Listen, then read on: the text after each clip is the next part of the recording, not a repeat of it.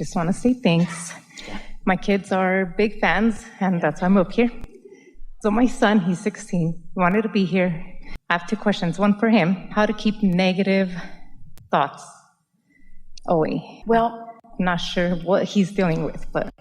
All right, so how to keep negative thoughts away. Don't offer a vibration that attracts them. How to keep negative thoughts away. Negative thoughts promote negative thoughts. Positive thoughts promote positive thoughts. How to keep negative thoughts away. Care about how I feel and reach for thoughts that feel good. How do I keep negative thoughts away?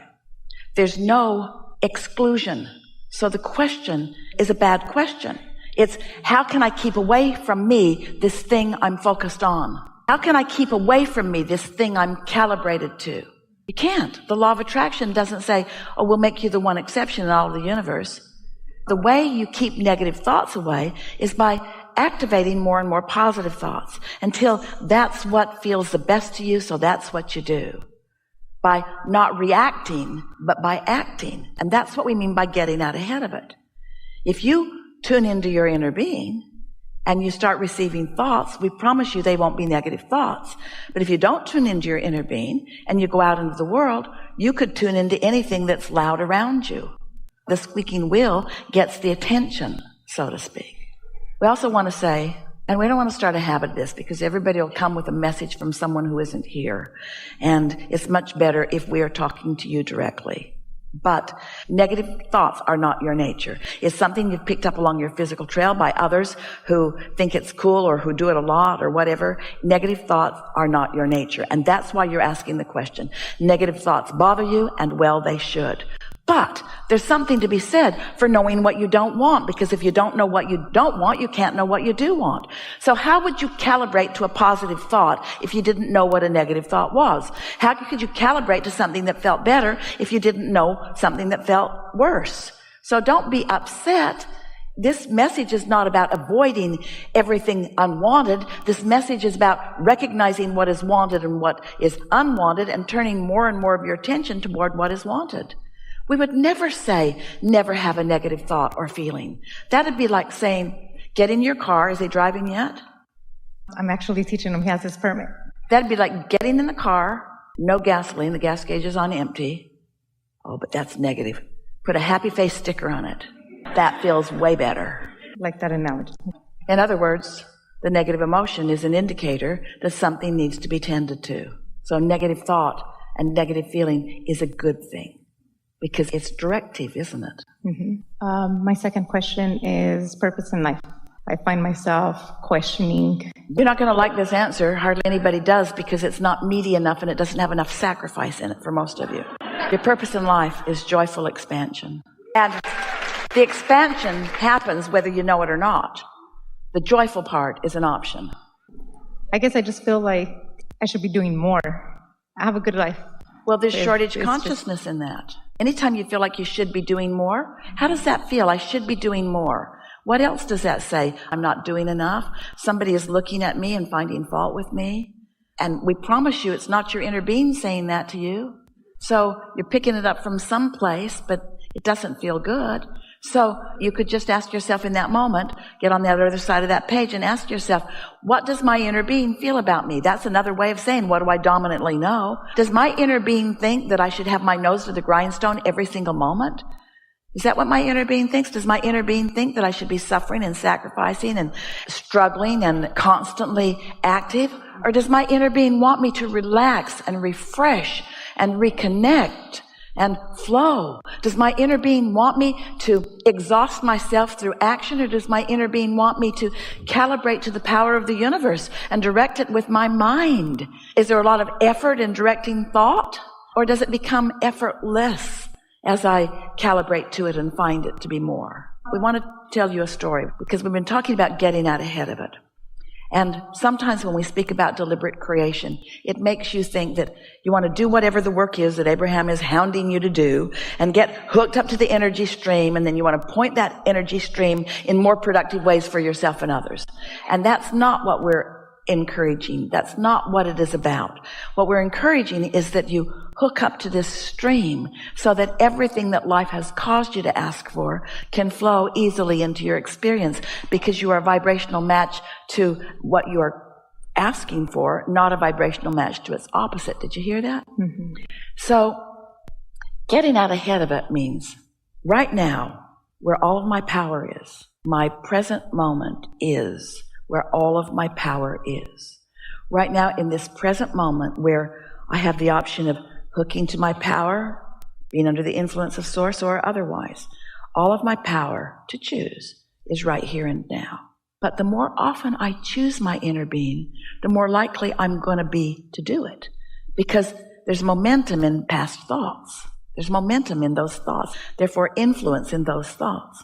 So, getting out ahead of it. Segment intending. I'm going to step out into the world. Say I'm going to work.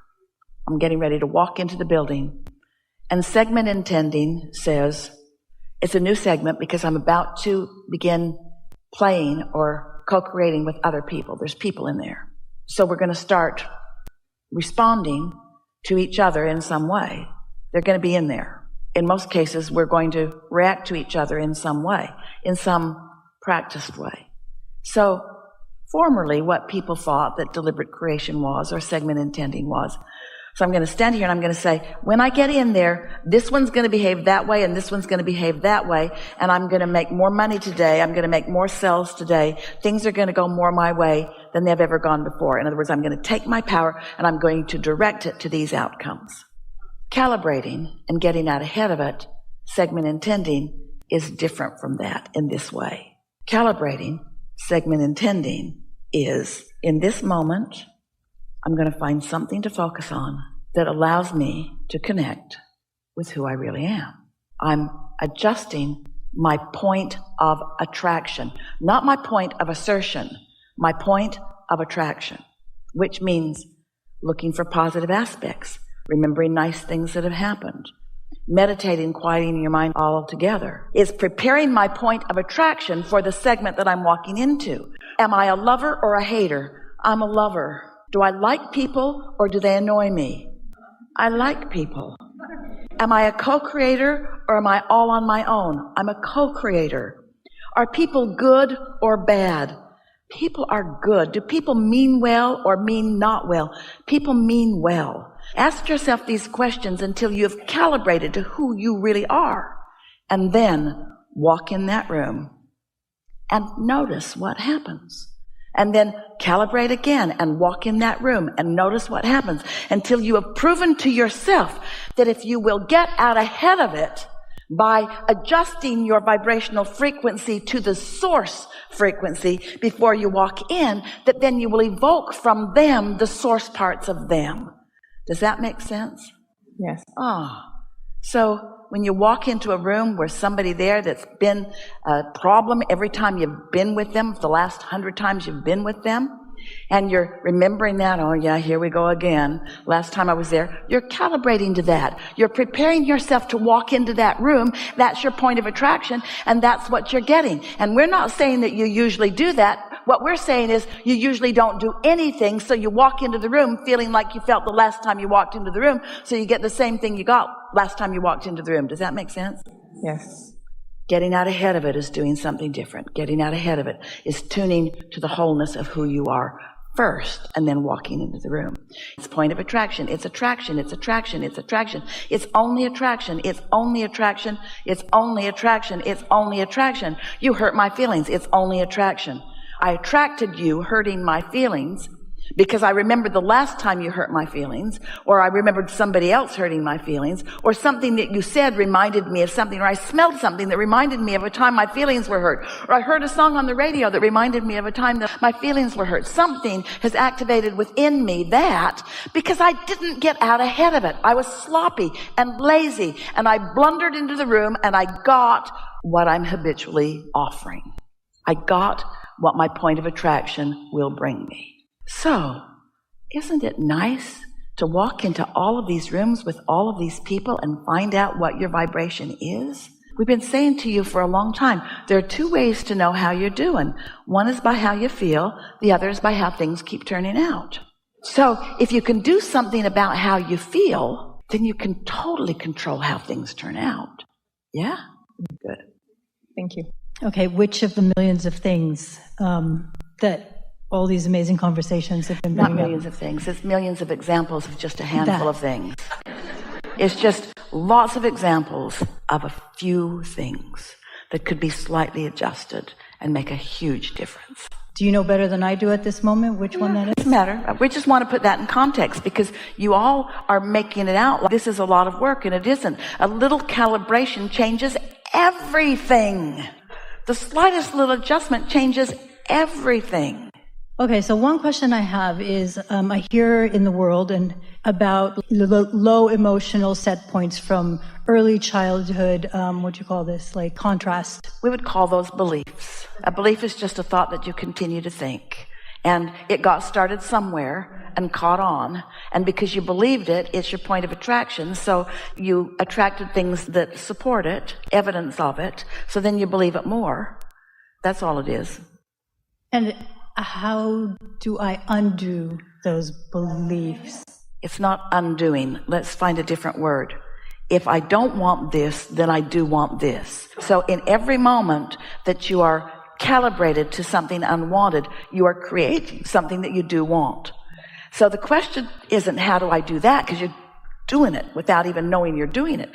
The question is, then how do I calibrate to what is wanted instead of what isn't wanted? And an obvious human answer would be stop calibrating to what isn't wanted. But the law of attraction and momentum won't let loose of you. So you got to get out ahead of it. How do you get out ahead of it? You got to put some space between the last time you thought that and now. You got to quiet your mind. You got to be nicer to yourself. You got to take a long hot bath. You got to go swim in the ocean. You got to put your feet in the bay. You got to be nice to yourself. You got to do something that feels good to you. You got to maybe seek out somebody that is a good feeling person. Maybe you got to meditate. You got to quiet your mind. You've got to do the work. You've got to use your emotions in the way they are meant to be used.